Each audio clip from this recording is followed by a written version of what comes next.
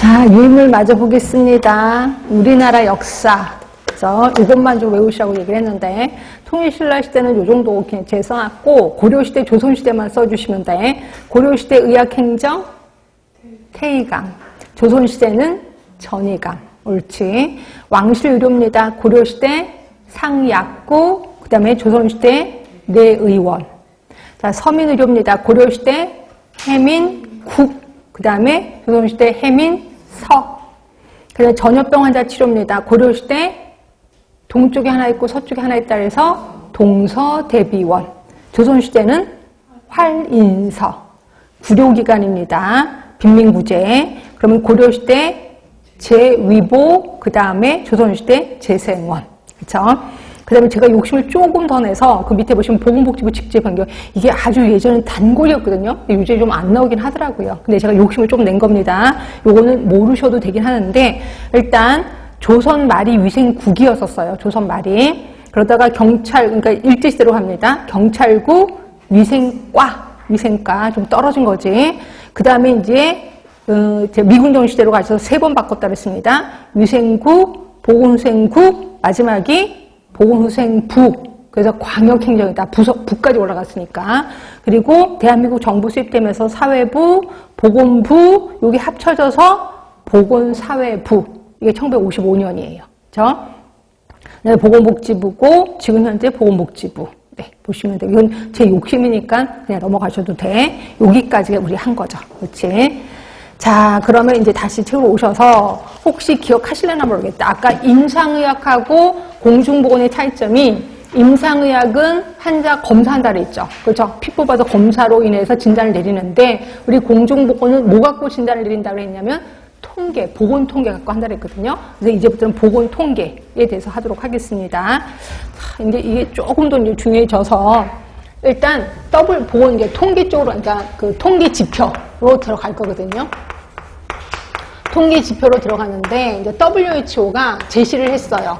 그러니까 국가 간에 이제 보건 수준을 비교하려면 요 3가지 갖고 비교를 해라라고 얘기를 했어요. WHO는 3가지를 제시해서 당연히 외워주셔야 돼. 3가지니까 일단 하나가 조사망률,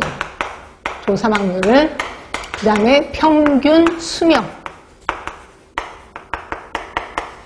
그 다음이 비례 사망 지수. 여러분 좀 낯설은 것도 있을 거예요. 하여튼 요 3개를 꼭 비교를 해라 라고 표현했거든요. 조사망률은 다른 말로 보통 사망률이라고도 표현해요. 보통 사망률. 그러면 여러분 그냥 상식선에서 한번 물어볼게요. 조사망률이 높을수록 선진국일 것 같아요? 낮을수록 선진국일 것 같아요? 높은 게 선진국일까? 낮은 게 선진국일까?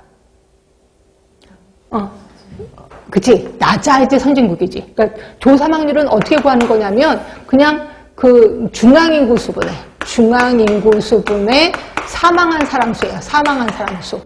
사망자 수. 이렇게 구하거든요. 그럼 중앙인구라는 게 뭔데? 1년의 중앙이요. 1년의 중앙이면 언제야? 6월 37일 1일의 인구수예요.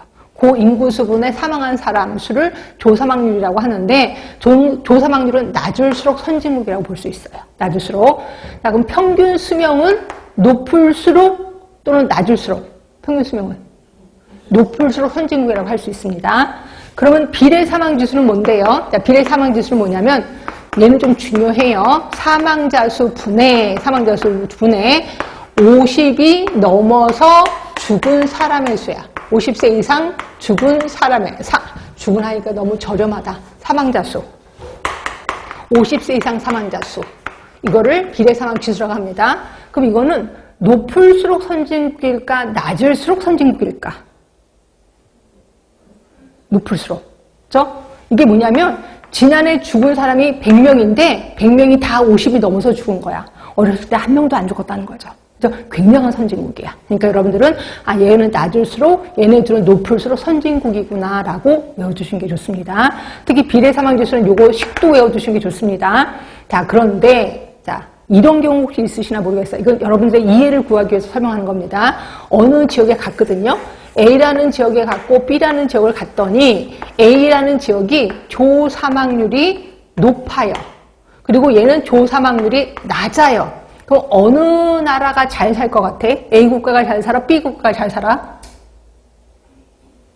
B가 잘 살 것 같아. 조사망률이 낮으니까. 그래서 다 갔더니 의외로 못 사는 거예요. 그래서 왜 못 살지? 라고 봤더니 여기는 젊은 사람이 많은 거야. 그럼 젊은 사람이 많으면 조사망률이 낮을 수밖에 없겠죠. 그 여기는 되게 잘 살아. 봤더니 근데 조사망률이 높아. 노인분들이 많이 사는 거야. 그럼 당연히 조사망률이 높을 수밖에 없는 거죠. 결국 조사망률은요. 이렇게 성별, 연령별 영향을 많이 받는